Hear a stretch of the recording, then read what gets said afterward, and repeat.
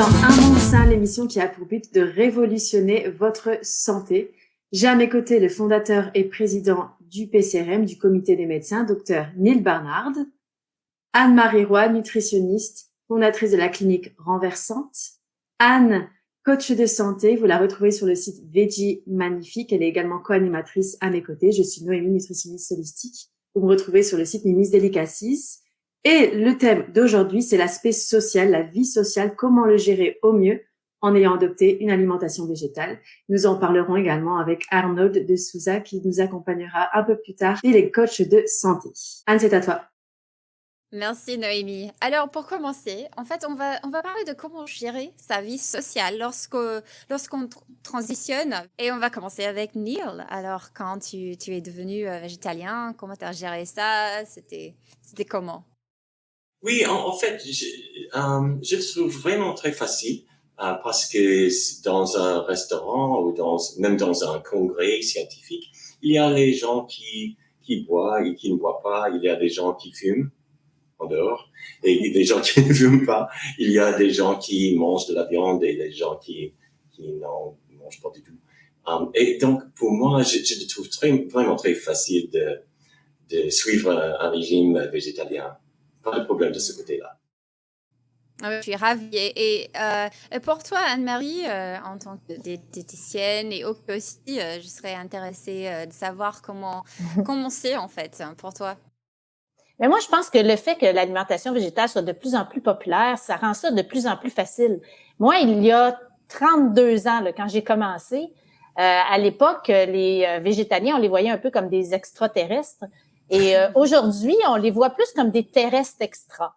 Alors, on a plus une belle image. Et moi, ce qui a facilité la chose, c'est que je me suis fait de nombreux amis végétaliens. Alors, c'est facile. Et ma famille aussi a suivi. Alors, pour moi, c'est facile, très facile.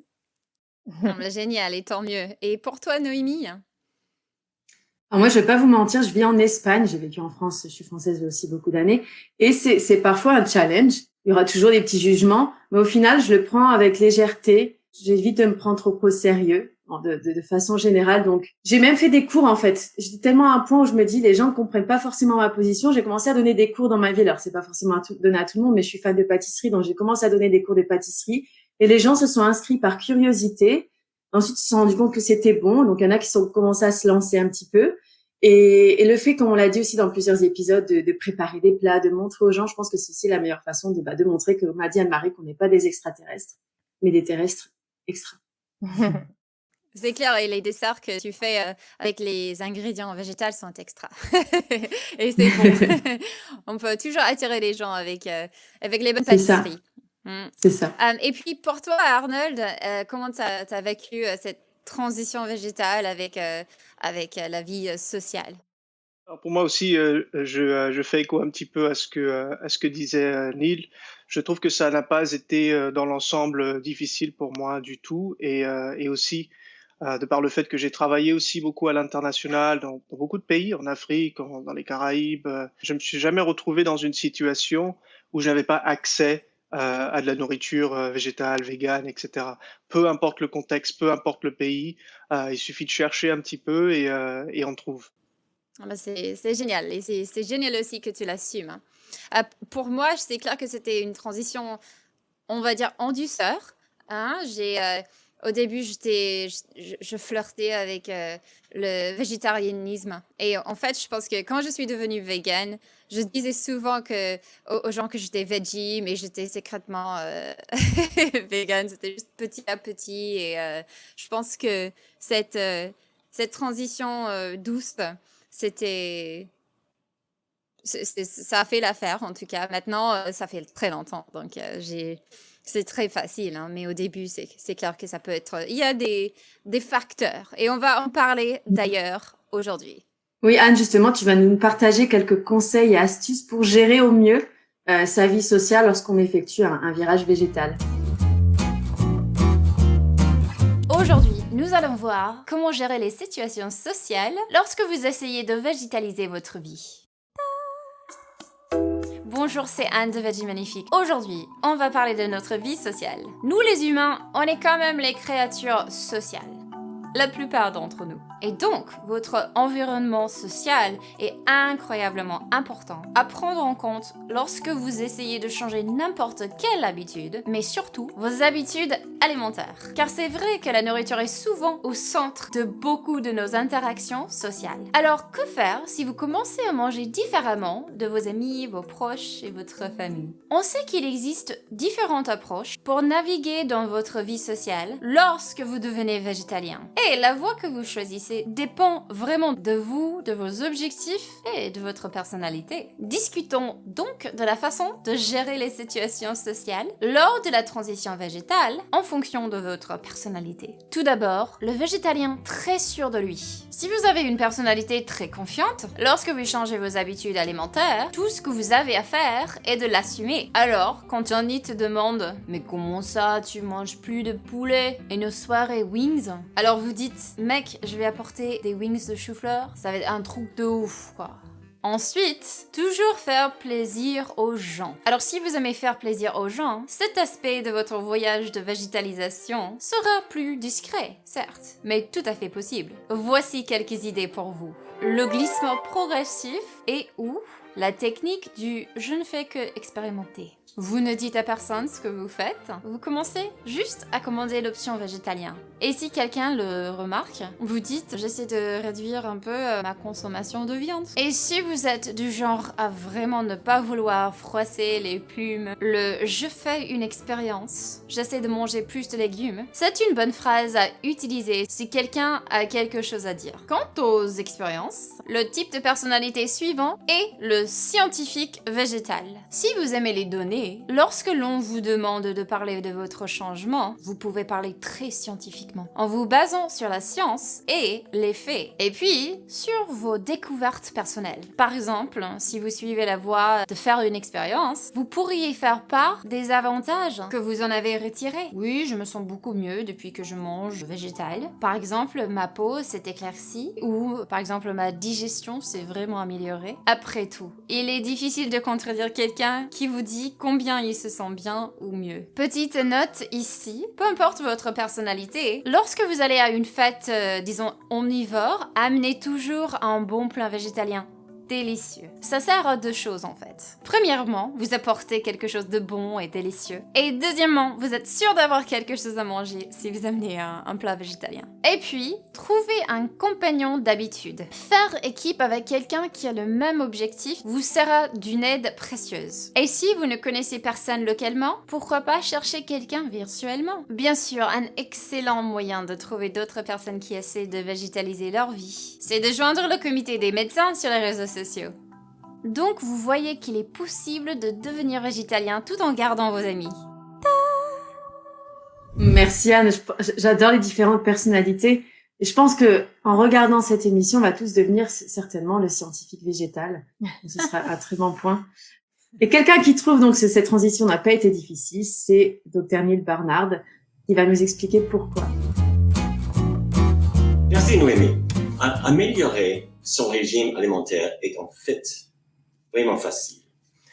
Bien sûr, c'est une bonne idée de prendre un peu de temps pour planifier des repas ou explorer des nouvelles saveurs. Et ces essais sont amusants et enrichissants, mais pour vous simplifier la vie, voici quelques complications qui ne sont pas indispensables. D'abord, choisir bio. Bien sûr, c'est toujours une bonne idée de choisir les aliments biologiques, mais les fruits, les légumes, les haricots, ils ont des bénéfices, qu'ils soient biologiques ou non. Deuxième, prendre énormément de compléments alimentaires. En fait, il n'y a qu'un seul complément alimentaire que tout le monde devrait prendre. C'est la vitamine B12. La vitamine B12 est essentielle pour la formation des globules rouges dans le sang et aussi pour le fonctionnement des nerfs. Il y a énormément d'autres compléments, mais aucun d'eux sont strictement nécessaires. Évitez le gluten. Le gluten est la protéine dans le blé, dans l'orge et dans le seigle. Et si on a la maladie de cœliaque, c'est comme une allergie au gluten.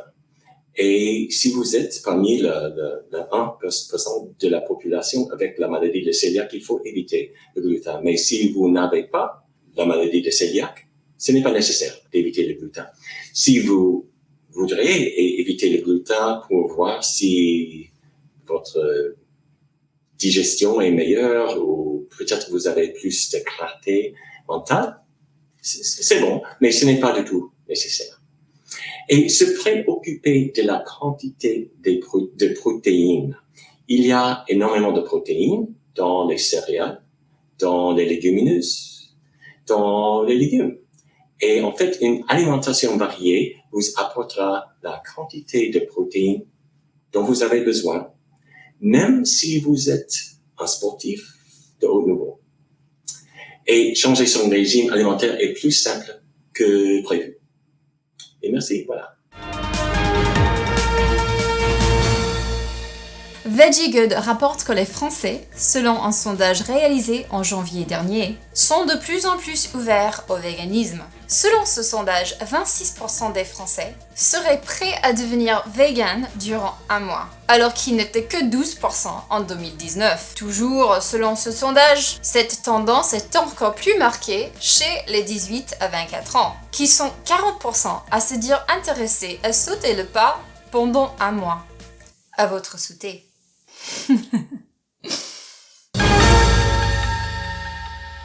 Alors ensuite, on va parler avec Anne-Marie Roy, diététicienne. On va parler de comment persévérer dans les bonnes habitudes. Anne-Marie, c'est à toi. Alors oui, merci Anne.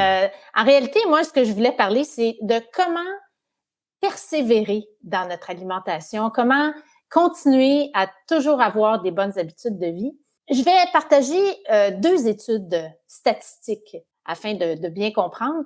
Une étude du Canada qui est faite par l'Université de Dalhousie et l'étude de Phonalytic. Alors, pour ceux qui ne connaissent pas Phonalytic, c'est un organisme qui donne accès à la recherche et à l'analyse aux gens qui se préoccupent de la condition des animaux. Ils ont fait une étude auprès de 11 000 Américains. Et ça date quand même de 2014, mais c'est quand même intéressant de voir c'est quoi les résultats. Et ce qu'on remarque, c'est que lorsqu'on interviewe les végétaliens et les ex-végétaliens aussi, on se rend compte que la santé est une préoccupation intéressante, c'est une motivation importante à 69% des gens. La protection animale, c'était une préoccupation aussi pour 68% des gens. 63% avaient une alimentation végétale parce qu'il y avait un dégoût vis-à-vis de la viande et des produits animaux. Et certains aussi étaient motivés par l'environnement. Lorsqu'on regarde l'étude de Dalhousie au Canada, ce qui est intéressant, c'est qu'on a vraiment interviewé la population entière, là, pas juste les végétaliens, mais vraiment tout le monde. Et on s'est rendu compte que 55% de la population canadienne qui ont pensé à diminuer leur consommation de viande. Donc, c'est quand même quelque chose qui est de plus en plus commun, d'avoir des gens qui veulent réduire leur consommation de viande. Et lorsqu'on leur demande le pourquoi, quel est le facteur le plus important, et si vous remarquez, l'aspect santé est très populaire. Donc, on dit que 85% des répondants ont dit qu'ils veulent réduire leur consommation de viande pour des questions de santé. Et le restant est à peu près la même chose que Phonalytic. Et ce qui est intéressant ici, c'est qu'il y avait 62% des gens qui voulaient réduire leur apport en viande pour réduire leur poids. En étudiant un peu ces 2 études statistiques-là, on se rend compte qu'il y a 5 clés qui permettent de persévérer dans nos bonnes habitudes de vie, nos bonnes habitudes alimentaires. Et un des éléments importants, c'est la nourriture, la bouffe. Et c'est important que ça soit plaisant, c'est qu'il y ait du goût dans ce qu'on mange et d'avoir des bonnes recettes. Et dans l'étude de Dalhousie, on se rendrait compte que 70% des gens qui disaient ne pas savoir comment remplacer la viande. Alors, c'est impressionnant. Alors, c'est pour ça qu'il faut transmettre des recettes. Il faut leur donner des trucs.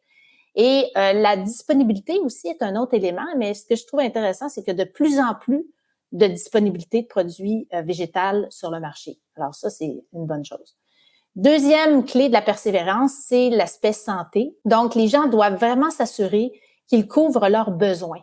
Dans l'étude de Dalhousie, on s'est rendu compte que les gens, 52%, donc quasiment la moitié, là, disent qu'ils ont peur d'éliminer la viande parce qu'ils ont peur de se sentir malades ou faibles. Alors, c'est important de rassurer les gens, de leur dire non, vous manquerez de rien si vous mangez des végétaux. Et c'est important aussi de sentir le bien-être. Donc, quand les gens sentent qu'ils ont plus d'énergie, qu'ils perdent du poids, ça les aide à persévérer dans leur alimentation. L'aspect social, Anne en a parlé beaucoup. Alors, c'est important d'avoir le soutien des proches. C'est important d'avoir un groupe de support pour pouvoir persévérer. La raison pour laquelle on le fait est très importante aussi. Donc, il faut, à la limite, que ça devienne dans notre identité. Et plus les gens se disent, moi, ça fait partie de moi de manger végétal, plus ils vont persévérer. Et le dernier point, peut-être le moins important, c'était le coût. Les gens, ils trouvent ça important de ne pas avoir à débourser plus d'argent, mais même au contraire moins. Et ce qui est intéressant dans le cas de l'alimentation végétale, c'est que ça coûte en général beaucoup moins cher, surtout quand on fait à manger à la maison. Alors, ces 5 clés-là, il faut vraiment les garder en tête pour être sûr de pouvoir persévérer dans ces bonnes habitudes. Merci Anne-Marie. Alors, l'une des clés de la persévérance que tu as mentionné, c'est le goût et le plaisir. C'est ma façon préférée, on va dire, d'influencer, de persuader. Et la recette qui suit va vous y aider puisque nous vous avons préparé un brownie vegan sans sucre raffiné à tomber.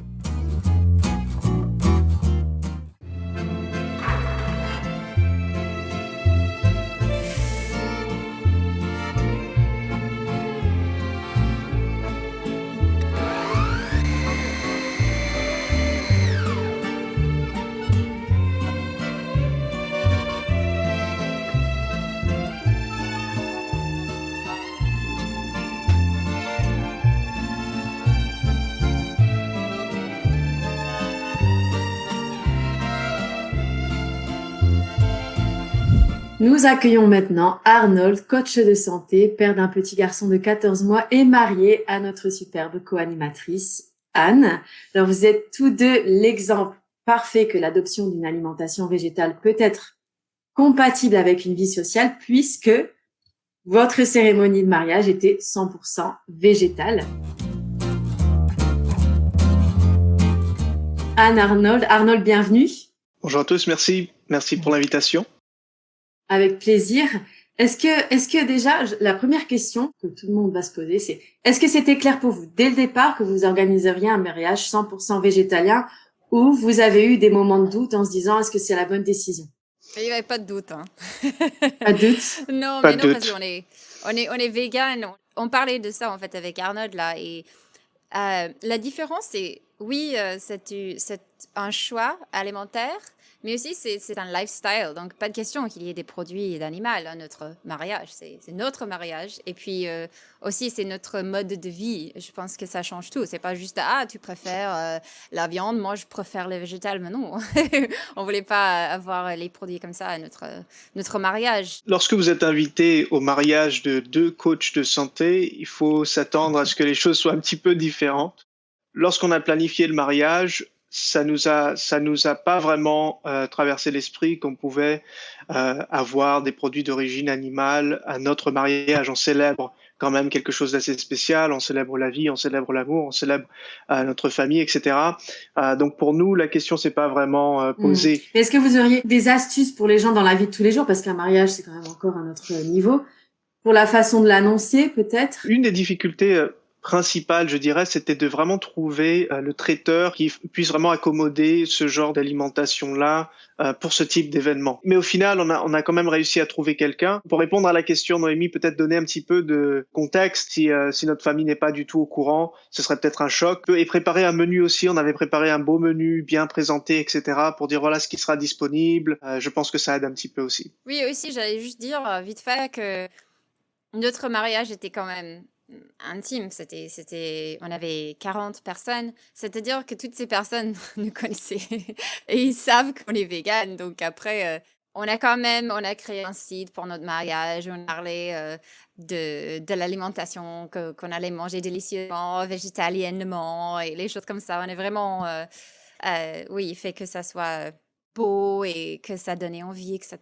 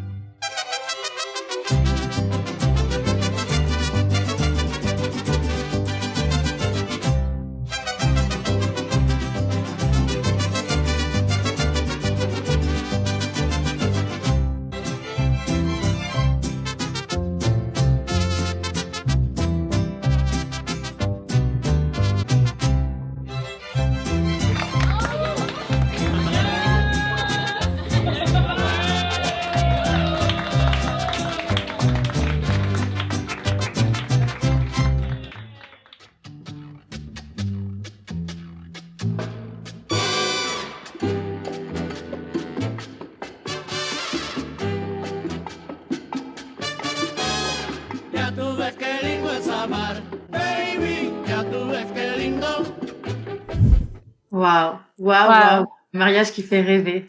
Et ça donne le goût de se marier, hein? C'est ça.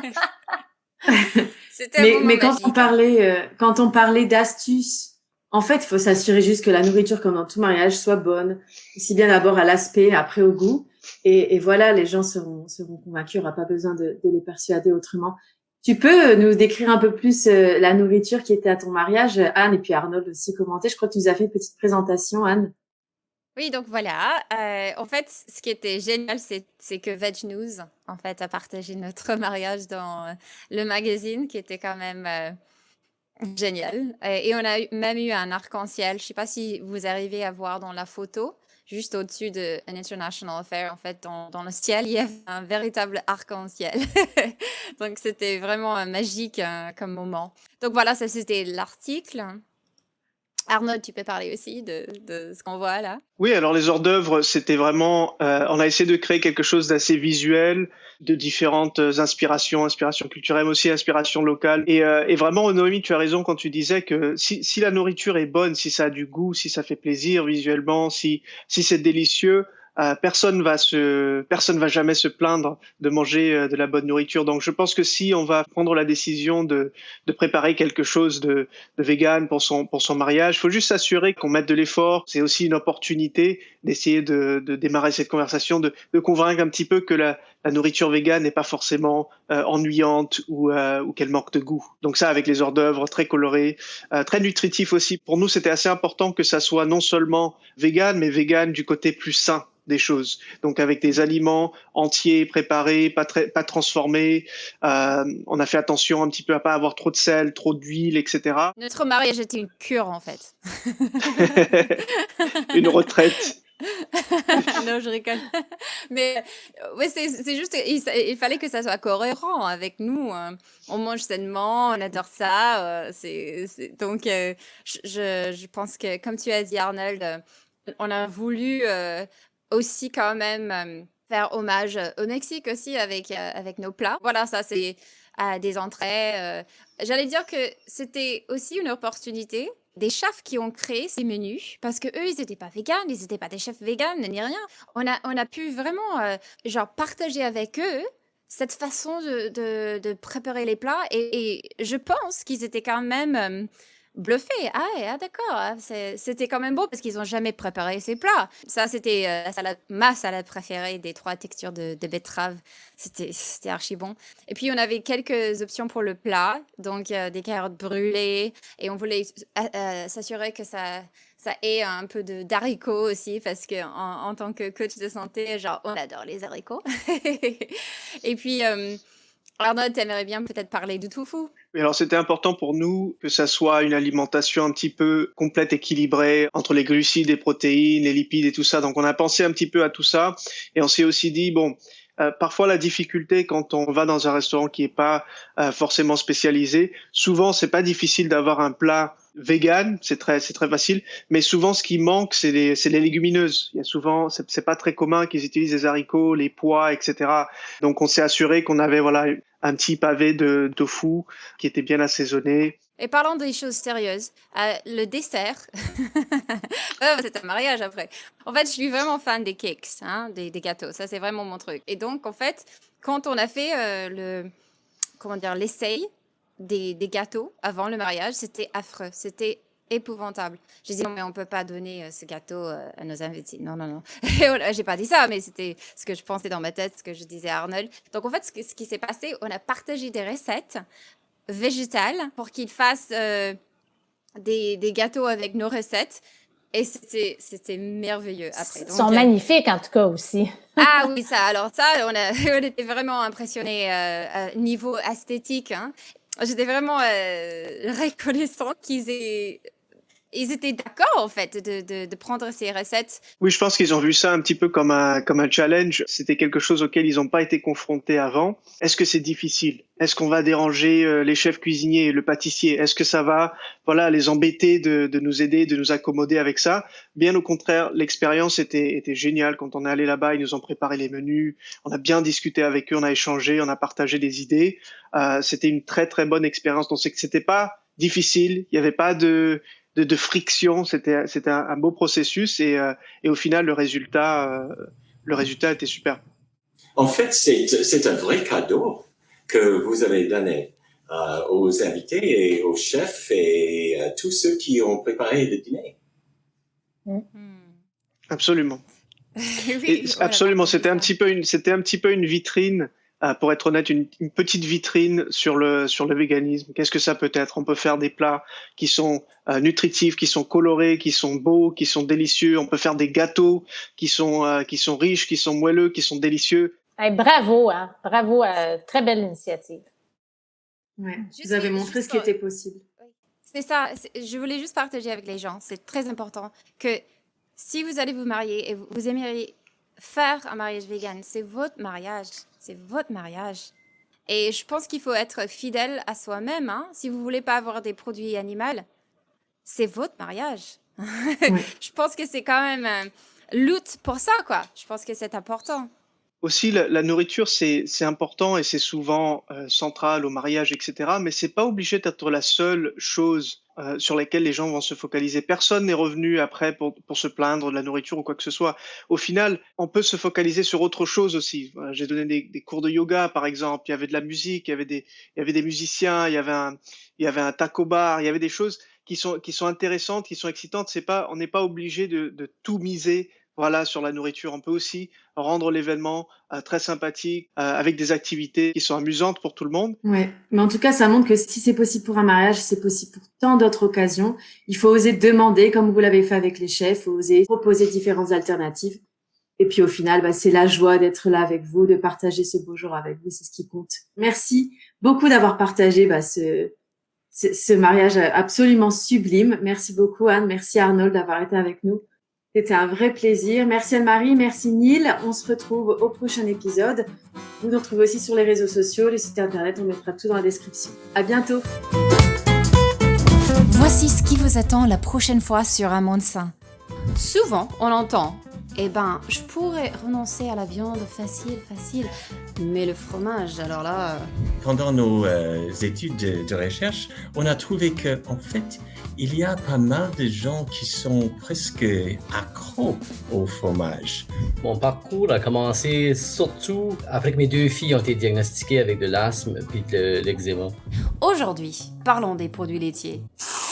Les gars, pour être honnête, quand je suis devenue végétalienne, j'ai cru à l'époque que je devais dire sayonara aux textures crémeuses. Alors, regardons maintenant où on retrouve du calcium dans nos végétaux. Qu'y a-t-il dans le lait, dans les produits laitiers?